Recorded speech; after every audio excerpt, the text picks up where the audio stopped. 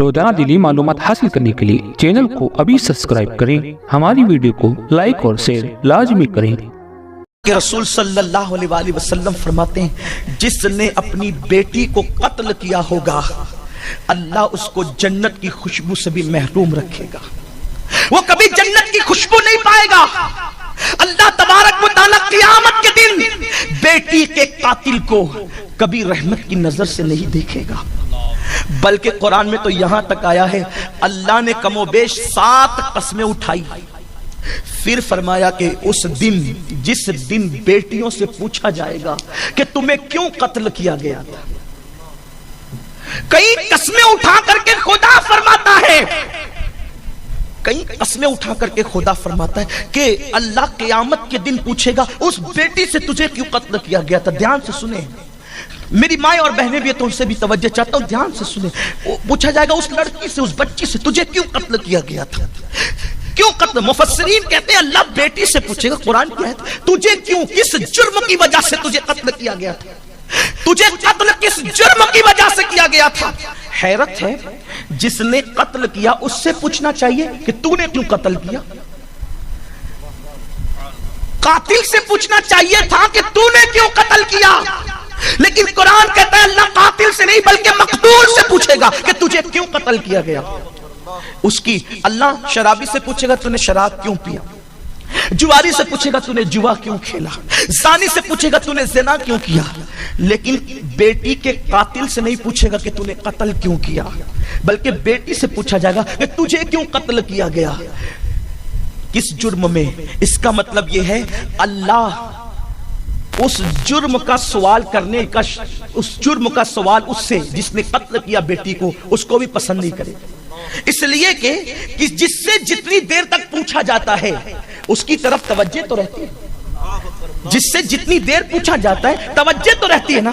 تو قدرت بیٹی کے قاتل سے اتنی دشمنی کرتی ہے، قدرت مشیت کو بیٹی کے قاتل سے اتنی دشمنی، اتنی نفرت ہے مشیت کو کہ اللہ اس سے سوال بھی کرنا پسند نہیں کرے گا، بلکہ بیٹی سے پوچھے گا اس کی کہ تجھے کیوں قتل کیا گیا تھا، کس جرم کی سزا دی گئی تھی۔ جب یہ آیت آتی ہے تو میری قوم سراسری طور پہ پڑھ کر کے گزر جاتی ہے، ہاں ہاں یہ سوال تو کفار مکہ سے کی بیٹیوں سے ہوگا جنہیں زندہ دفن کیا گیا تھا، کہ ان سے ہوگا، ہمیں تو نہیں ہوگا، ہماری بیٹیوں سے تو نہیں ہوگا۔ یاد رکھنا اگر تم یہ سمجھتے ہو کہ بیٹیوں کو اسی وقت دفن کیا جا رہا تھا، آج بیٹیوں کو دفن نہیں کیا جا رہا ہے، یہ تمہاری خام خیالی ہے۔ ہاسپٹل جا کر کے اس کا جائزہ لو، اللہ اکبر، الٹرا ساؤنڈ والوں کے پاس جا کر کے تحقیق کرو، سونوگرافی والوں کے پاس جا کے تحقیق کرو۔ مکے کے کافروں کے اندر تو کچھ نہ کچھ ہمدردی تھی بیٹیوں کے لیے، وہ تو بیٹیوں کو کم سے کم 9 مہینے تک پیٹ میں رکھ کر کے اس کو پیدا ہونے کا حق دیتے تھے، چند سانسیں لینے کا حق دیتے تھے۔ ہاں ہاں ان کے یہاں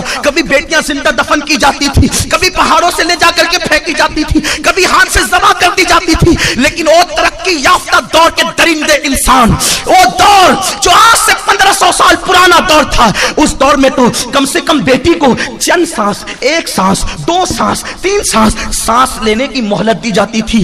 ترقی یافتہ دور کے اس وحشی انسان میں، ترقی یافتہ دور کے اس درندے انسان میں جتنی مکے کے کافروں نے سانس لینے کی بیٹی کو مہلت دی تھی، اتنی بھی مہلت اپنی بیٹیوں کو نہیں دیا۔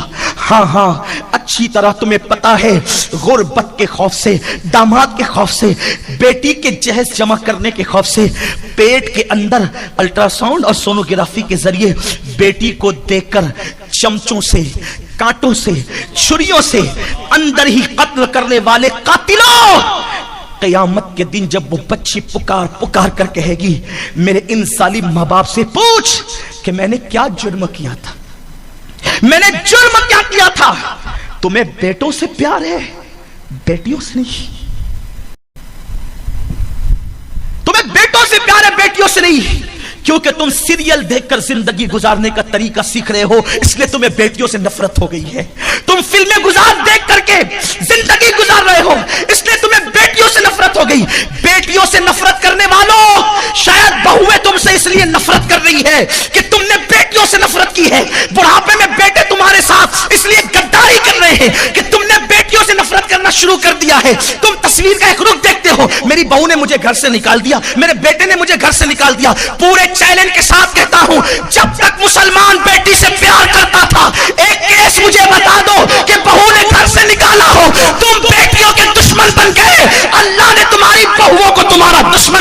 اللہ یاد رکھو تم سیریل دیکھ کر بیٹیوں کے دشمن بنے. آؤ میں تمہیں بتاؤں بیٹی کون ہے.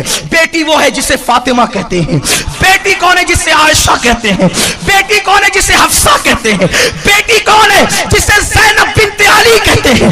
ہاں جس وقت ہمیں یہ بیٹیاں یاد آتی ہے اس وقت ہمیں بیٹی کا باپ ہونے پہ ناز ہونے لگتا ہے.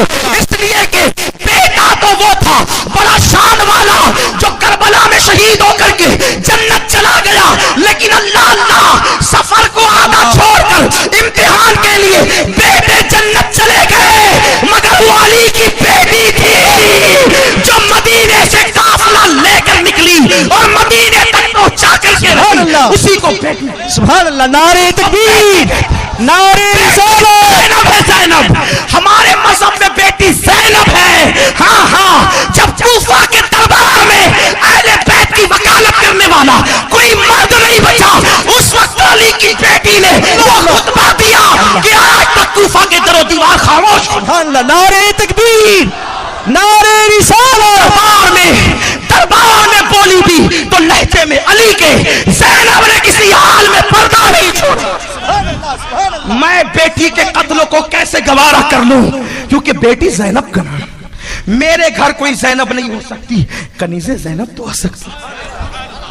جس کو پیٹ میں تم قتل کر رہے ہو سکتا ہے تیرے پیٹوں کے جانے کے بعد سالار قافلہ کوئی زینب ہو, سالار قافلہ کوئی زینب ہو.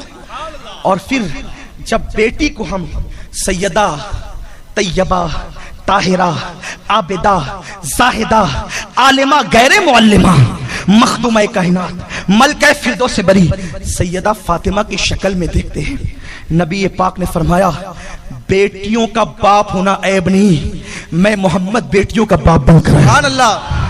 میرے نبی نے فرمایا میں محمد بیٹیوں کا باپ بن کر آیا, اور پھر اپنی بیٹی کی وہ عزت بڑھائی. اماں عائشہ کہتی ہے, اماں جان عائشہ کہتی ہے میں نے بار بار دیکھا, ایک دن کا معمول نہیں تھا, بار بار دیکھا. جب آئی تب دیکھا, صرف خوشی کی بات نہیں تھی, غموں کے ماحول میں بھی, امن کی بات نہیں تھی, جنگ کے ماحول میں بھی ہمیشہ دیکھا. جب سیدہ فاطمہ آتی, دھیان دینا, حدیث پاک کا مفہوم پڑھنے لگا ہوں, توجہ دینا. ایک طرف سیدہ فاطمہ کی فضیلت بیان ہو رہی ہے, لیکن دوسری طرف بیٹی کی عظمت بھی تو دیکھو. اس لیے کہ بیٹی ہے نا سیدہ مخدومہ کائنات ملکہ فردوس بری, حضور کے پاس آتی, حضور اٹھ کر کھڑے ہو جاتے. اس روایت کو اماں عائشہ بیان کریں. کون اماں عائشہ؟ جس کے بستر پہ قرآن نازل ہوتا. سبحان اللہ.